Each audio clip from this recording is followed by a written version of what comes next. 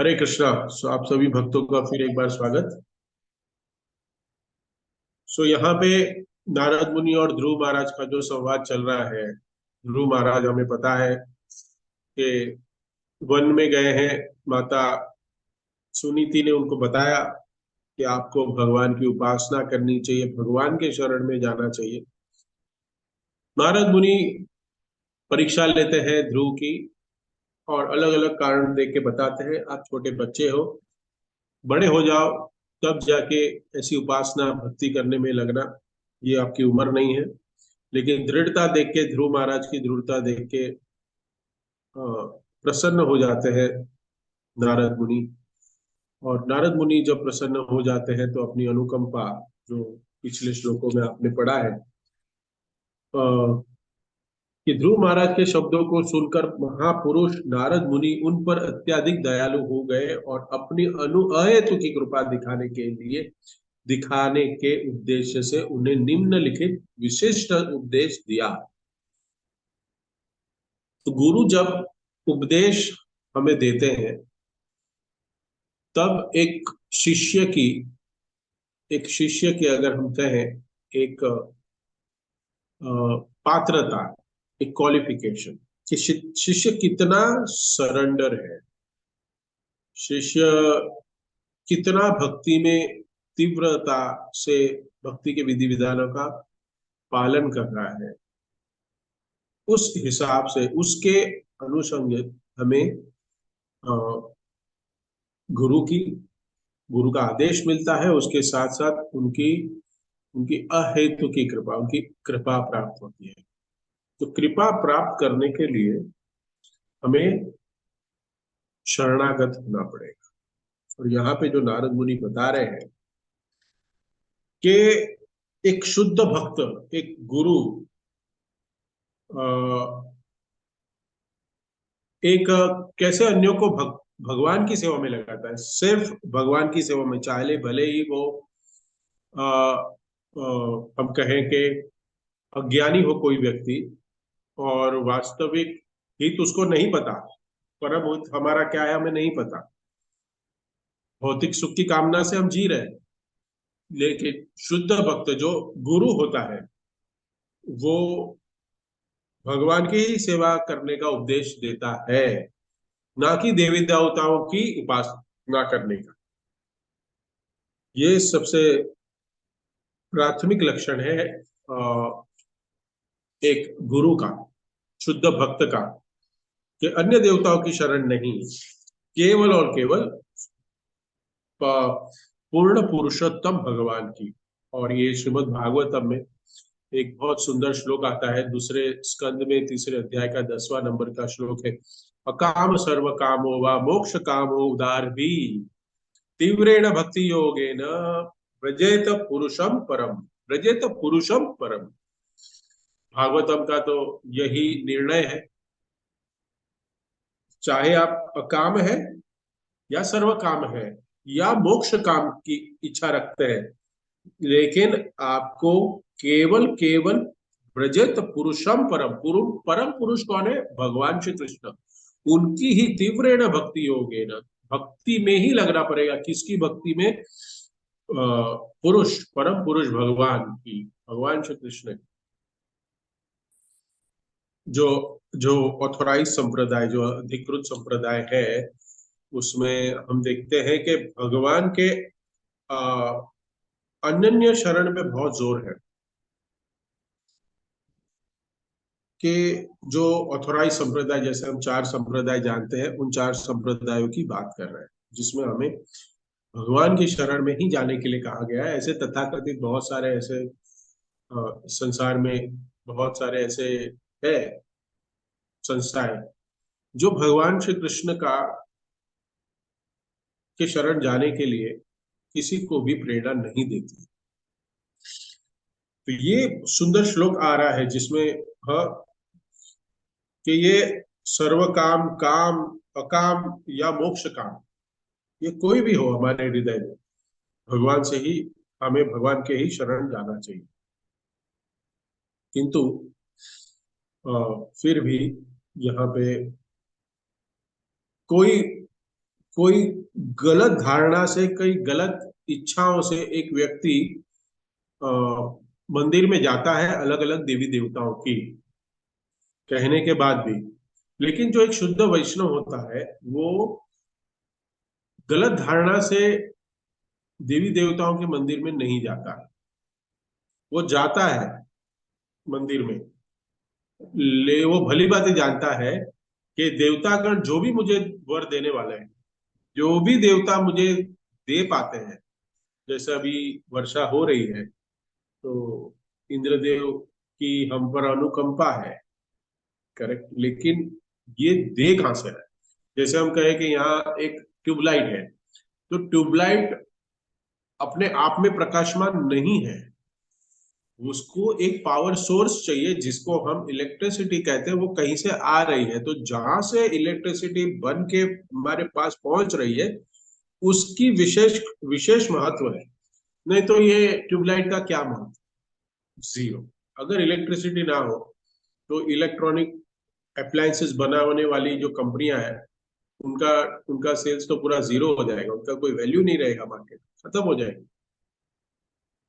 तो एक जो भक्त है वो जानता है, एक शुद्ध भक्त है, वो जानता है कि जो भी मुझे इस दुनिया में देवी देवता प्रदान कर रहे हैं वो सिर्फ और सिर्फ भगवान की कृपा से हो रहा है, भगवान प्रदान करते हैं उनको मुझे देने के लिए।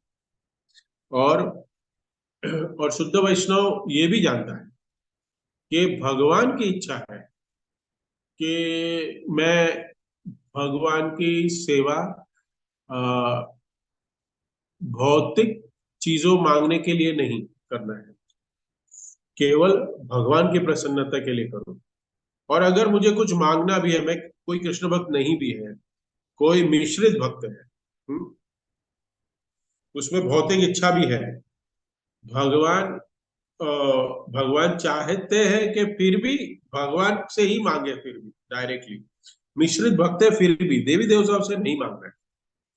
तो ऐसा भी अगर कोई नहीं कर पा रहा है, किसी की श्रद्धा अलग अलग वस्तुओं में लगी है, तो उन लोगों के लिए देवी देवताओं के माध्यम से परोक्ष रूप से भगवान की सेवा करके भगवान उसको प्रदान करते हैं। तो अलग अलग स्तर है सबके, सब एक ही समान प्रकार से भगवान को प्रसन्न हम नहीं कर सकते। हाँ, भगवान ने अलग अलग शास्त्र रास्तों में बताए हैं, लेकिन हमारी हमारी के हमारी जो परिस्थिति है, हमारी जो विचार धारणा है, हमारी जो सोच है, उसके हिसाब से अलग अलग व्यक्ति अपने हिसाब से भक्ति के मार्ग में लगा होता है। कोई तो लगा ही नहीं। हम्म। तो यहाँ पे तात्पर्य में क्या कह रहे हैं देखो, अतः जब भी किसी देवता के लिए कोई यज्ञ किया जाता है तो यज्ञ का निरीक्षण करने के लिए नारायण शिला या शालिग्राम शिला सामने रखी जाती है। देखा है आप लोग ने कभी ऐसे? कभी आपने कोई यज्ञ पूजा कुछ कराया कहीं घर में, किसी तथाकथित ब्राह्मण को बुलाया और उसने अपने साथ वो भगवान श्री कृष्ण की या यहाँ पे जो लिखा है नारायण की शिला या शालिग्राम लेके आया और पूजा की? चैट में लिख सकते हैं। मुझे तो नहीं लगता था, हाँ इस्कॉन के होंगे तो होगा, हाँ, इंटरराष्ट्रीय कृष्ण भावनामृत संघ के अगर होंगे तो होगा, लेके आएंगे, पूजा करेंगे। तो क्यों क्यों करते हैं, वो क्यों जानते हैं ऐसी शैली, ये यहाँ पे क्यों लिखा है कि ऐसे सामने रखी जाती है शालिग्राम शिला यज्ञ करने के टाइम समय पे? क्योंकि वस्तुतः परमेश्वर की अनुमति के बिना देवता कोई वरदान नहीं दे सकते, अतः नारद मुनि ने सलाह दी कि धर्म अर्थ काम तथा मोक्ष के लिए भी मनुष्य को भगवान की शरण ग्रहण करनी चाहिए। भोक्ताराम यज्ञ तपसाम सर्वलोक महेश्वरम, सभी यज्ञ के भोक्ता परम कौन है? विष्णु है। तो कोई भी यज्ञ का अनुष्ठान होता है, कुछ भी होता है, कोई भी पूजा होती है, तो उसमें भगवान विष्णु का विशेष महत्व है, विष्णु का वहां होना बहुत जरूरी है। ये भी कर्मकांड की ही विधि, यही है विधि। ये जानते हुए भी भगवान के भक्त जानते हैं ये, कि भगवान उससे इतने प्रसन्न नहीं होते प्रसन्न। भगवान प्रसन्न होते हैं कैसे? कैसे प्रसन्न होंगे? क्योंकि यज्ञ अनुष्ठान जो भी कुछ देवी देवताओं के पास हम जाते हैं तो कुछ ना कुछ मांगने के लिए जाते हैं, तो भगवान को अच्छा नहीं लगता। भगवान कहते हैं अरे वहां क्यों जा रहा है? भगवान को पसंद होता है कि वो सीधा मांगो मुझसे, मैं देने वाला हूं। देवताओं के माध्यम से मत मांगो, नहीं मांगना चाहिए।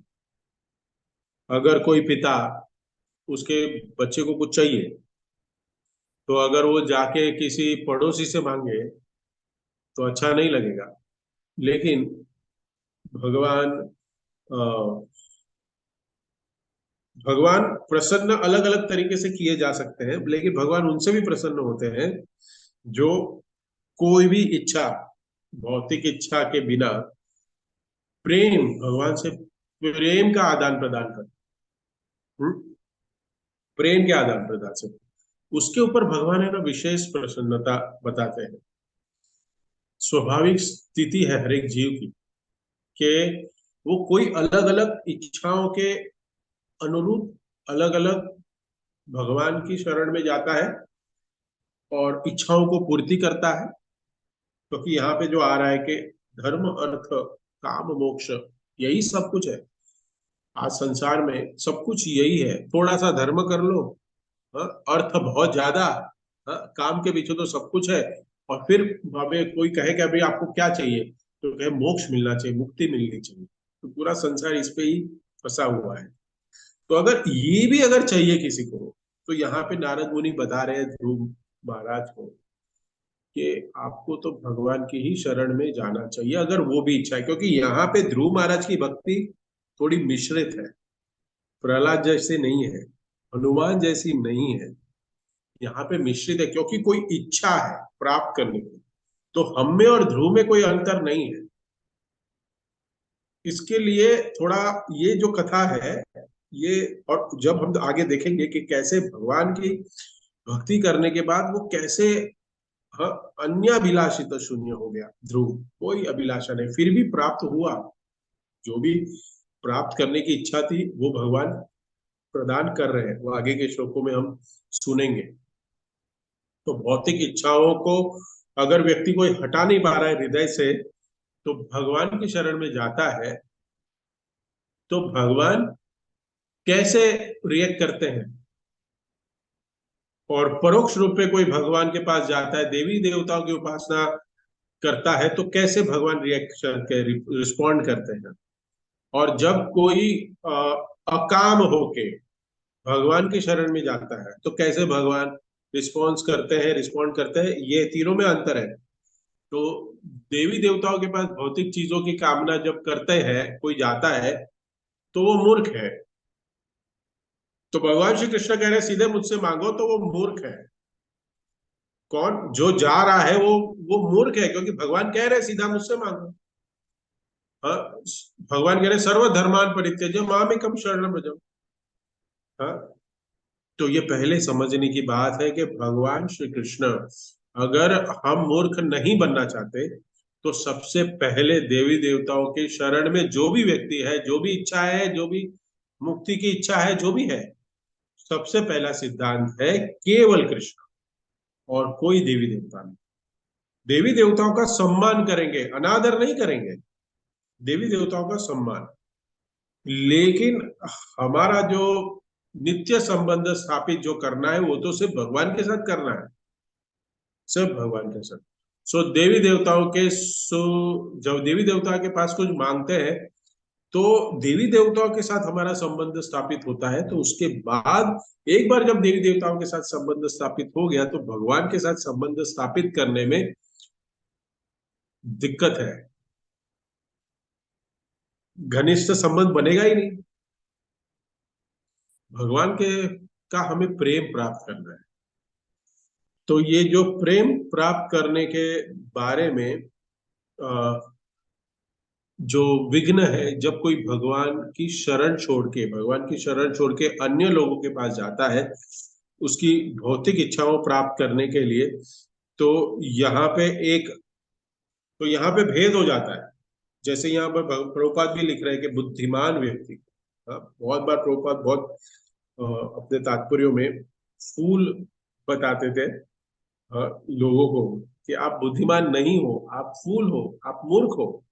हाँ, आप जो भगवान श्री कृष्ण की शरण में नहीं है उसको मूर्ख माना गया है, और जो भगवान श्री कृष्ण को सर्वस्व मान के उनकी शरण में जाके भक्ति कर रहा है वो बुद्धिमान है, भले वो पढ़ा लिखा नहीं है, उसमें कोई भी डिग्री या कोई भी यूनिवर्सिटी की डिग्री ना हो उसके पास, फिर भी वो बुद्धिमान समझा जाता है, क्योंकि उसको जीवन का अर्थ पता चल गया है, इस शरीर की जो वास्तविक स्थिति है वो समझ में आ जाती है। इसलिए प्रभुपाद कह रहे हैं बुद्धिमानी का लक्षण है, हाँ, देवताओं की शरण में न जाके केवल भगवान की शरण में जाके, वो बुद्धिमान व्यक्ति का लक्षण है। लेकिन तीव्रता से भक्ति करनी है, तीव्रता से कोई नहीं करता तो भी वो बुद्धिमान है, लेकिन तीव्रता से करने वाला वो ज्यादा बुद्धि। तो उसके आगे यहाँ पे जो भगवान की शरण में जाता है, देवताओं की शरण में नहीं जाता, तो उसके साथ व्यवहार कैसे करते हैं भगवान, तो उसके विषय में अनेक अलग अलग श्लोकों में बताया गया है। जैसे, हाँ, ये बिमला मंगल ठाकुर का ये जो श्लोक है, भक्ति स्त्वयि स्थिरतया भगवान यदि दयिष्ठा, यदि भगवान आपकी भक्ति हमारे हृदय में है, दैवेन फलति,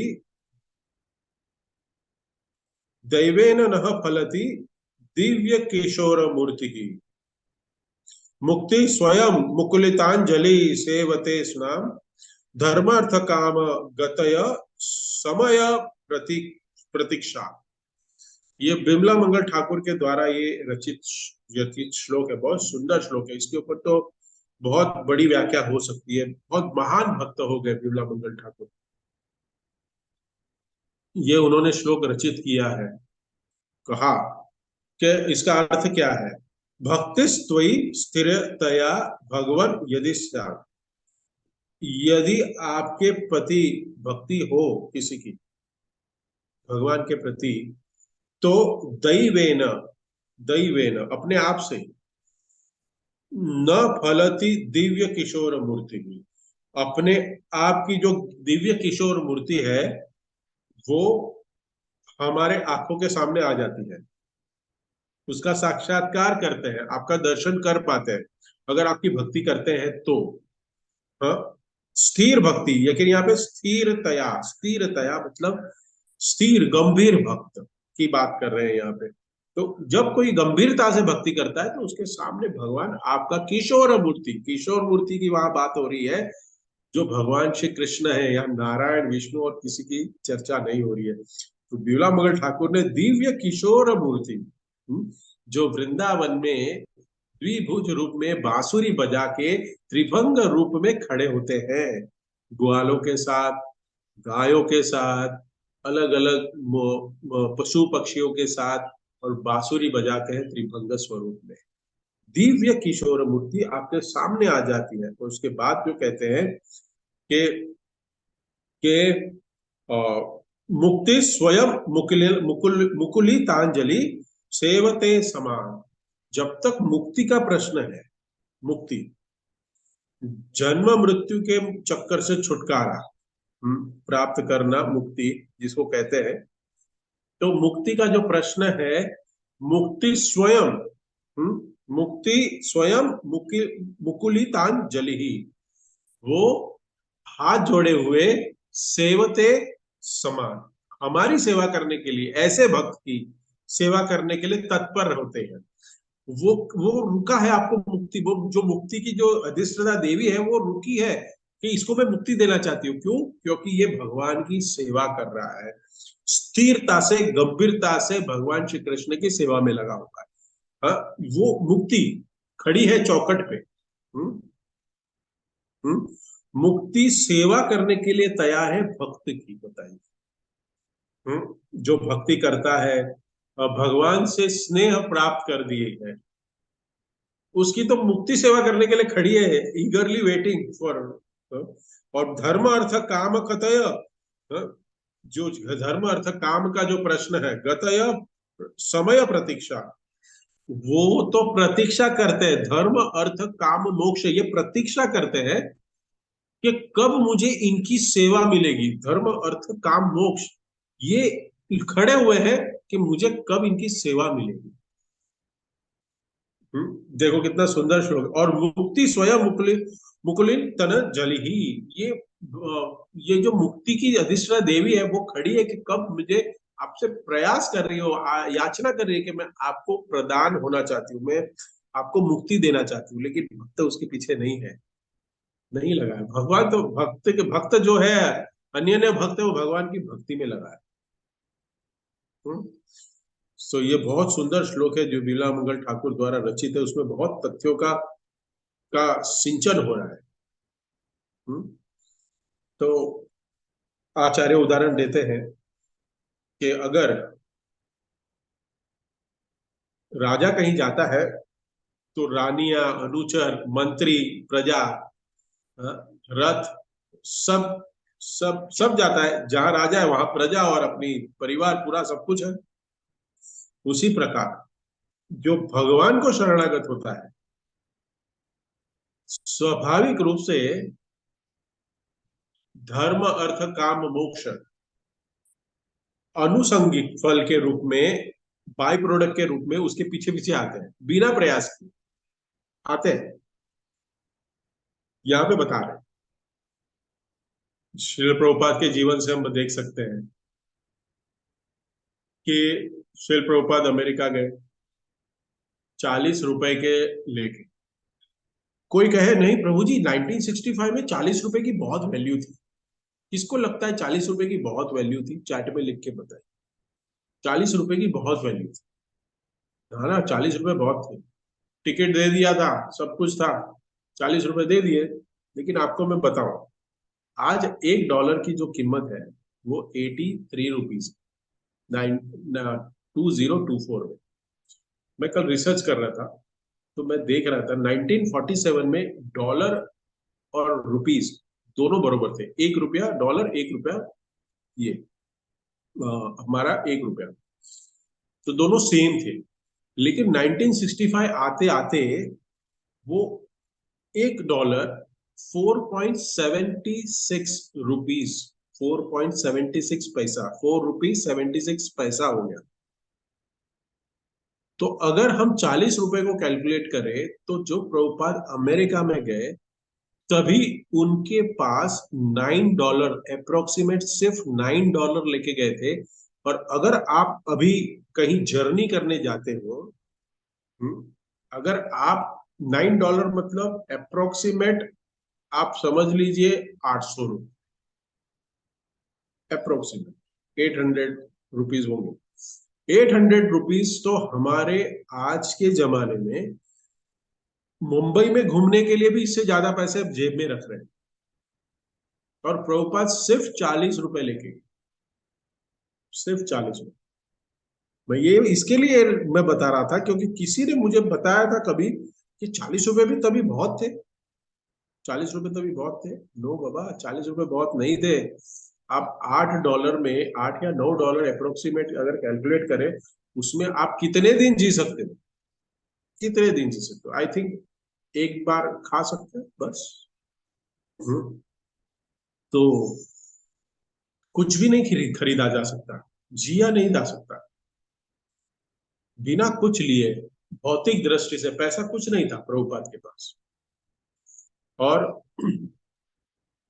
12 साल के अंदर श्रील प्रभुपाद ने 108 मंदिर बनाए, 108 मंदिर।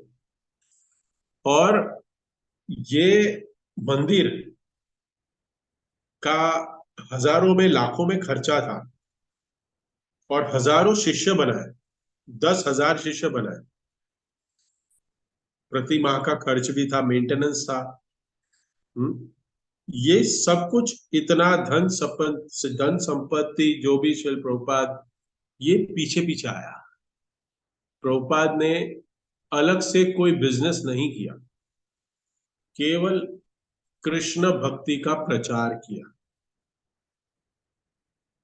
और आज भी शिल प्रभुपाद जी के पुस्तकों से, वितरण से, पुस्तक वितरण से, धन संपत्ति, बहुत सारे मंदिर तो मैं देखता हूँ कि बुक डिस्ट्रीब्यूशन से ही चलते हैं, बुक डिस्ट्रीब्यूशन से ही चलते हैं। तो ये बहुत अच्छा उदाहरण है कि कैसे एक भक्त जो है, उसके पीछे धर्म, अर्थ, ये सब अपने आप पीछे पीछे चलता है। ये बाई प्रोडक्ट है, अनुसंगिक फल है, बाई प्रोडक्ट है। उसी प्रकार से भगवत गीता में कहते हैं, अन्यन्यस्य चित्तो माम ये जना परिउपासते तेषां नित्य भुक्तानाम योगक्षेमम वहाम्यहम। योगक्षेमम वहाम, जो अन्य रूप से मेरी शरण लेता है, योगक्षेम वहामि अहम, मैं जो भी उसकी आवश्यकताएं हैं वो मैं प्रदान करता हूं, और उसकी रक्षा भी करता हूं। इसलिए एक भक्त को, जो भक्त भगवान को शरणागत है ना, उसको शरीर व्यापन की चिंता नहीं होनी चाहिए। उसको पूर्ण विश्वास होना चाहिए कि भगवान जो भी उसके लिए आवश्यक वस्तुएं है वो प्रदान करेंगे। योगक्षेमम वहामी, वहामी, ददामी नहीं है, वहामी है, वहामी है। मैं खुद पर्सनली मैं धोता हूँ उसको। मैं ढोता हूँ मतलब वो जो उठाते हैं ना, वो धोने वाला कहते हैं, वो धोता हूँ, वहामी। मैं जो भी आवश्यकता है मैं स्वयं अपने हस्तों से प्रदान करता हूं। जैसे एक प्रसिद्ध प्रकरण है, एक प्रसिद्ध, एक आपने सुनी होगी कि नहीं, अर्जुन आचार्य की। अर्जुन आचार्य महान भक्त थे। तो एक भगवत गीता के श्लोक के ऊपर टिप्पणी लिख रहे थे। तो ये श्लोक उन्होंने जब पढ़ा, हाँ, तो उनको विश्वास नहीं हुआ कि जो वहामी शब्द है, योगक्षेमम वहामी, वहामी, तो मैं जो वहन करता हूँ, वहाम्य हम, तो ये जो जो ये तो अर्जुन आचार्य सोचते हैं कि भगवान स्वयं क्यों करें, भक्त की आवश्यकता वो स्वयं क्यों करेंगे, स्वयं वहन तो नहीं करेंगे ना।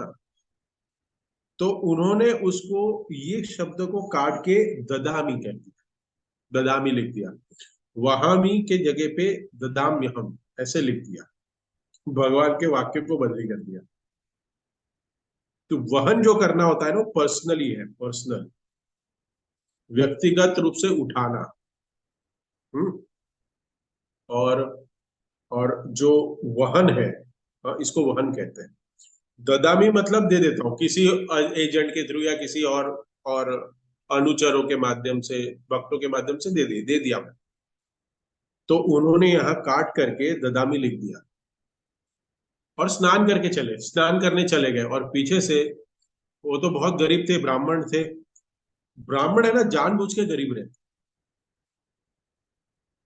अभी इसके ऊपर अगर किसी का प्रश्न है तो पूछ लेना, जो मैंने कहा ब्राह्मण जानबूझ के गरीब रहते हैं। आजकल के ब्राह्मण पता नहीं क्या है। लेकिन ब्राह्मणों को कहा गया है कि उसको जानबूझ के गरीब रहना चाहिए। तो वो नहाने के लिए चले गए, और घर में भी ऐसी कोई अच्छी व्यवस्था नहीं थी, सामान्य तरी से जी रहे थे, रहन सहन था। तो जब वो वापस स्नान करके आए, देखा कि पत्नी ने बहुत सारे अच्छे पकवान बनाए, और आश्चर्य हो गया कि ये सब कहाँ से आया, कहाँ से सामग्री कहाँ से हुई। तो ये सामग्री कौन लाया, आपने कैसे बनाया, क्या हुआ, तो पूछा। तो पत्नी ने कहा, ये तो आप ही ने तो भेजा सारी सामग्री। तो ये या मैंने नहीं भेजा है, ये मुझे नहीं पता ये। अर्जुन आचार्य अपनी पत्नी को कहते हैं। तो उनकी पत्नी कहती है अर्जुन आचार्य को, आप ही ने तो भेजा। और कहा कि दो व्यक्ति आए थे, दो दो बालक आए थे, और उन्होंने कहा कि आपने भेजा, ये सारी सामग्री दी है। और जो जो बालक आए थे, तो वो तो उठा भी नहीं रहे थे, वो छोटे बालक थे। और वो इतनी सामग्री आपने, अन्न सब कुछ भेज दिया, अपने खाने की सामग्री इतनी भेजी कि वो तो उठा भी नहीं पा रहे थे। वो इतने छोटे बालक थे और बहुत वजन था, उठा नहीं पा रहे थे वो वहन नहीं कर पा रहे थे। लेकिन आपने उनको पीटा, आपने उनको मारा, क्योंकि तो ये अर्जुन आचार्य कहते हैं, मैंने कहा पीटा, मैंने क्या किया, मैंने कुछ भेजा भी नहीं"। तो बोलता नहीं, उन बालकों ने उनकी पीठ दिखाई और उस पीठ में निशान थे मारने के, आपने उनको मारा। तब अर्जुनाचार्य को ज्ञात हुआ कि ये कैसे हुआ।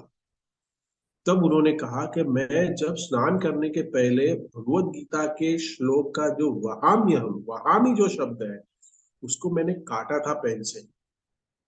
जो शब्द काटे, मतलब भगवान के वाणी को मैंने काटा, इसलिए मैंने भगवान को प्रहार किया, भगवान के ऊपर प्रहार किया। और ये जो दो बालक आए थे सारे सामग्री ढोके उठा के, वो स्वयं कृष्ण और बलराम थे। तो भगवान की जो इच्छा है, अर्जुनाचार्य महान भक्त थे, तो अर्जुन आचार्य को ये रियलाइजेशन करा रहे थे कि मैं स्वयं करता हूं। तो ये जो शुद्ध भक्त है, जो शरणागत होते हैं 100%, जो अपने आप को गरीब रखते हैं ब्राह्मण, उनके साथ ये लीलाएं होती है। हाँ, तो भगवान व्यक्तिगत रूप से ऐसे भक्त के जीवन में परिपेक्ष करते हैं, मतलब उसको कंट्रोल करते हैं। व्यक्ति को कर्मफल के अनुसार उसको फल मिलता है, लेकिन भगवान की व्यक्तिगत इच्छा से उस महान भक्त का जीवन चलता है, ये समझना चाहिए। भगवान की योजना से जीवन चलता है उसका, शुद्ध भक्त का। भगवान को भगवान उसको कृष्ण प्रेम प्राप्त करने के लिए, आध्यात्मिक उन्नति के लिए भगवान को लगता है कि ये चीज उसके लिए अनुरूप है, इसको देनी चाहिए। हम्म तो वो देते हैं। और अगर भगवान चाहते हैं कि उसकी भक्ति में उन्नति के लिए कुछ कष्ट देने चाहिए, कुछ दुख देने चाहिए, तो भगवान वो भी देते हैं। सब कुछ भगवान के कंट्रोल में होता है। अन्य लोग के साथ परमात्मा कर्म भगवान परमात्मा जो है, अन्य लोग जो भक्त नहीं है या भक्ति की तीव्रता नहीं है, तो परोक्ष रूप से देते हैं, वो डायरेक्ट नहीं देते, वो उसके जीवन में इंटरफेयर नहीं करते। हम्म? जो शरणागत भक्त है, उसके साथ ऐसे नहीं होता, स्वयं भगवान कराते हैं सब उसके जीवन में। भगवान सोचते हैं, भगवान को लगता है कि इसको कर्मफल मिलने से उसकी आगे प्रगति होगी, वही कर्मफल देते हैं, अन्यथा नहीं देते। अगर भगवान को ऐसे लगता है कि ये थोड़ा अटक रहा है, ये भक्ति नहीं कर पा रहा है, तो भगवान उसके कर्मफल जो उसके विधि में नहीं है, उसके विधान में नहीं है, वो भी भगवान देते हैं भोगने के लिए। तब भागवतम का 10.88 का 8 नंबर श्लोक आता है, जो जो जो बहुत बहुत कह सकते हैं हम लोग कि समझने के लिए बहुत डिफिकल्ट है किसी भक्त के लिए। आप लोग भी अगर चाहे तो मैं बता सकता हूँ, समय है अभी भी 5-10 मिनट है। तो ये बहुत सुंदर श्लोक है, जिसमें भगवान बता रहे हैं, भगवान कहते हैं कि कैसे। हम्म,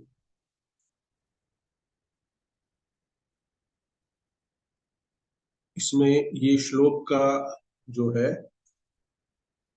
ये श्लोक है, यस्य हम अनुग्रहामि हरिष्ये तद्धनम शनैः ततो अधनम त्यजत्यस्य स्वजन दुख दुखितम।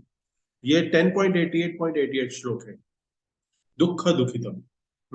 तो ये जो भगवान,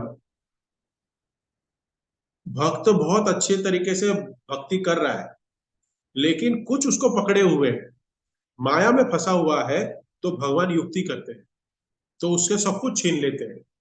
स्वयं भगवान सब कुछ छीन लेते हैं, और छीन करके क्या करते हैं, तजत तस्य, उसके स्वजन उसको सब छोड़ देते हैं, स्वजन छोड़ देते हैं।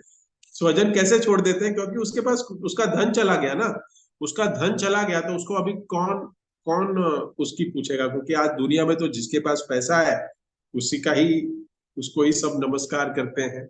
जिसका जिसके साथ संबंध रखना चाहते हैं, जिसके पास पैसा है, धन दौलत, नाम है, प्रतिष्ठा है, उसके साथ उसको अपना फ्रेंड बनाना चाहते हैं, संबंधी बनाना चाहते हैं। हाँ, सब लोग यही चाहते हैं। लेकिन यहाँ पे जो आ रहा है, the personality of God it said, if I especially favour someone, अगर कोई भक्त को मैं विशेष अनुकंपा करनी है, मुझे विशेष कृपा देनी है।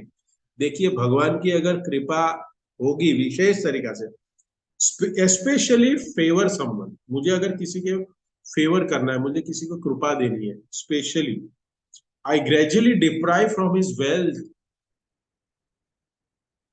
then the relatives and friend of such a poverty stricken man abandoned him. In this way, he suffers on distress after another. एक के बाद एक मैं उसको दुख देता हूं, ये मेरी विशेष अनुकंपा है। देखिए ये भगवान बता रहे हैं, भागवतम में ये श्लोक आ रहा है। निर्धन हो जाता है तो उसको स्वजन छोड़ देते हैं, निर्धन हो तो उसका दुख सब दुख आ जाता है, फिर भगवान के ही शरणागत हो जाता है तब। ये भगवान बहुत लीला करते हैं। अगर कोई शरणागत भक्त है ना, सुन लीजिए आज, अगर कोई शरणागत भक्त है, भगवान का शुद्ध भक्त है इस 46 पार्टिसिपेंट में, तो सुन लीजिए कि उसके साथ जीवन में बहुत सारी उथल पथल होने वाली है। क्योंकि ये उथल पुथल होगी तो हम हमारे कर्मों को भोगेंगे, और कर्म जब हमारे सारे नश्वर हो जाएंगे, जो भोगने हैं कर्म वो सारे नलिफाई हो जाएंगे, तभी हम भगवान की सेवा करने के लिए, भगवान के धाम में जाने के लिए एलिजिबल हो जाएंगे। हम पात्रता हमारी होगी भगवान के धाम में, because your account should have nullified, zero account, आपके अकाउंट में जीरो होना चाहिए, जीरो पुण्य और जीरो पाप। तो सब भोगना पड़ेगा यहाँ पे, भगवान भुगवाते हैं। शिल प्रभुपाद का उदाहरण देखिए, इतने सुंदर और इतने गुरु की शरण, गुरु के वचनों का पालन करने के लिए क्या नहीं किया शिल प्रभुपाद, इतने शुद्ध भक्त प्रभुपाद, और उनके जीवन में कितनी कठिनाइयां आई। तो जब कोई शुद्ध स्तर पर पहुंच जाता है, तब उसका भगवान सब कुछ ले लेते हैं, क्योंकि वो भगवान सब कुछ लेते भी है, और यहाँ के श्लोक के हिसाब से भगवान उसको देते भी है। लेकिन ये कौन सा कैटेगरी का भक्त है? जो पूर्ण शरणागत नहीं है। ध्रुव महाराज की कथा पूर्ण शरणागति की नहीं है, होगी बाद में। लेकिन इनिशियल स्टेज में कोई भक्त ऐसी भक्ति कर रहा है, अच्छा है, करो तो सही। जो कुछ भक्ति नहीं कर रहे तो कम से कम अर्थ काम मोक्ष की इच्छा से तो करो, करो, इंपॉर्टेंट है करो। प्रभुपाद जी, जो पहले का जो समय है, जब उनको गुरु का आदेश प्राप्त हुआ, बहुत सारा संघर्ष किया प्रभुपाद ने।